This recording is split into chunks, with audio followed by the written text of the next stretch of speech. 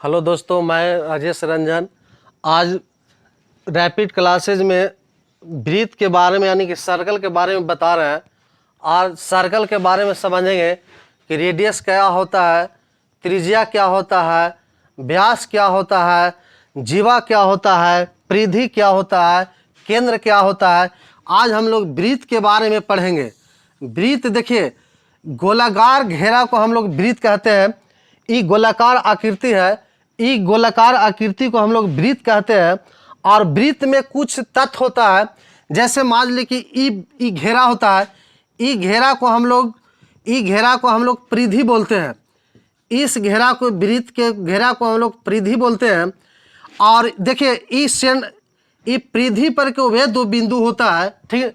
वे दो बिंदु होता है जो केंद्र से होकर जाता है। परिधि पर के वे दो बिंदु जो केंद्र से होकर मिलता है, तो इस रेखा को हम लोग व्यास कहते हैं।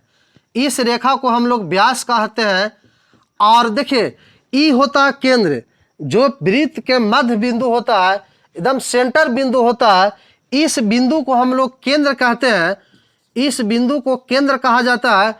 जो वृत्त के मध्य में जो बिंदु होता है उसको केंद्र कहा जाता है। और परिधि पर के, जैसे ई बिंदु को हम लोग ए मानते हैं, ई बिंदु को बी मानते हैं, और इसको हम लोग जीरो मानते हैं। यानी कि परिधि व्यास वह रेखा होता है जो केंद्र से होकर गुजरता है। मध्य में केंद्र होता है, वृत्त के मध्य में केंद्र होता है। और जो केंद्र से रेखा परिधि पर मिलता है, जो केंद्र से परिधि पर मिलता है, इस रेखा को हम लोग त्रिज्या कहते हैं। यानी कि त्रिज्या रे बाबू एकरे कहा थी, जो रेखा केंद्र से होकर परिधि पर तक मिलता है, तो इस बिंदु को हम लोग या इस रेखा को हम लोग त्रिज्या कहते हैं। और जीवा, इसमें एक जीवा होता है, इसको एक जीवा होता है। जीवा को हम लोग डी और ई से डिनोट करते हैं। जैसे जीवा वह रेखा होता है जो परिधि पर से मिलता है, जो कि केंद्र से न मिले।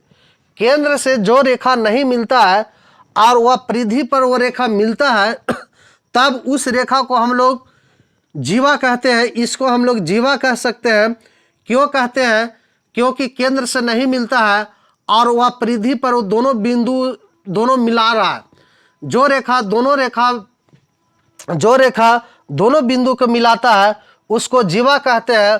केंद्र होता है जो वृत्त के मध्य में होता है, या मध्य वाला बिंदु को केंद्र कहते हैं।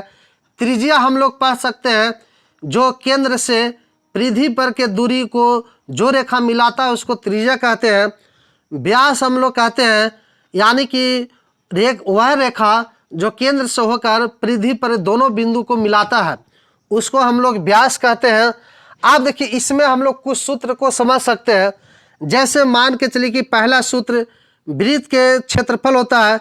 वृत्त का आपको क्षेत्रफल, वृत्त के कुछ इसमें सूत्र होता है। वृत्त का क्षेत्रफल पाई आर स्क्वायर। और दूसरा सूत्र हम लोग इसमें पढ़ सकते हैं, एक होता है परिधि। वृत्त के हम लोग परिधि भी पढ़ सकते हैं।